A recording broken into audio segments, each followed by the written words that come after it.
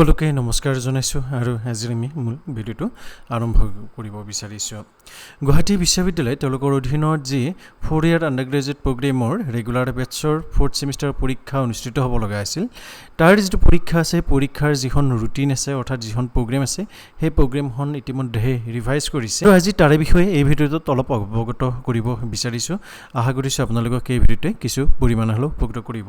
কিন্তু ভিডিঅ'টোৰ আগলৈকে যোৱাৰ আগত যদিহে আপোনালোকে এতিয়ালৈকে এই ইউটিউব চেনেলটো ছাবস্ক্ৰাইব কৰা নাই, তেতিয়াহ'লে অনুগ্ৰহ কৰি আপোনালোকে এই ইউটিউব চেনেলটো ছাবস্ক্ৰাইব কৰি ল'ব। গতিকে এতিয়া হওক, আজি আমি মূল ভিডিঅ'টো আৰম্ভ কৰোঁ।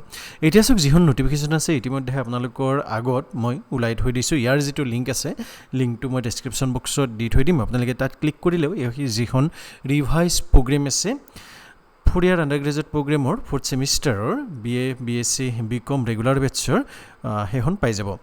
এতিয়া চাওক, ইয়াত চাওক লিখাই আছে ধুনীয়াকৈ প্ৰগ্ৰেম, ইয়াত চাওক ৰিভাইজ, ঠিক আছে।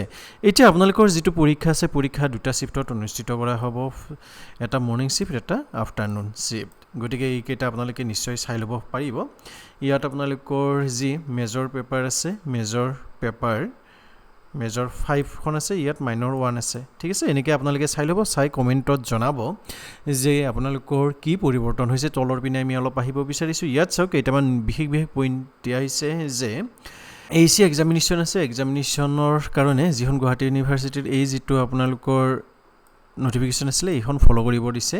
যিটো প্ৰেক্টিকেল পৰীক্ষাৰ ডেট আছে, প্ৰেক্টিকেল পৰীক্ষাৰ ডেটটো গুৱাহাটী বিশ্ববিদ্যালয়ৰ তৰফৰ পৰা পিছত অৱগত কৰোৱা হ'ব। যেতিয়াই আপোনালোকক অৱগত কৰিব, মই এটা অন্য ভিডিঅ' বনাই কিনে আপোনালোকক নিশ্চয় আপডেট কৰি দিম, ইনফৰমেশ্যনটো দি দিম।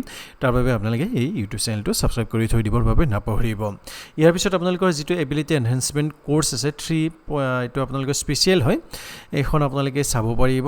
গতিকে সেনেকৈ প্ৰতিটো পেজতে আপোনালোকৰ অন্য ছাবজেক্টবিলাকৰ অন্য ষ্ট্ৰীমবিলাকৰ যিকেইটা পৰীক্ষাৰ ডেট আছে, ডেটকেইটা দিয়া হৈছে, আপোনালোকে নিশ্চয় চাই ল'ব পাৰিব।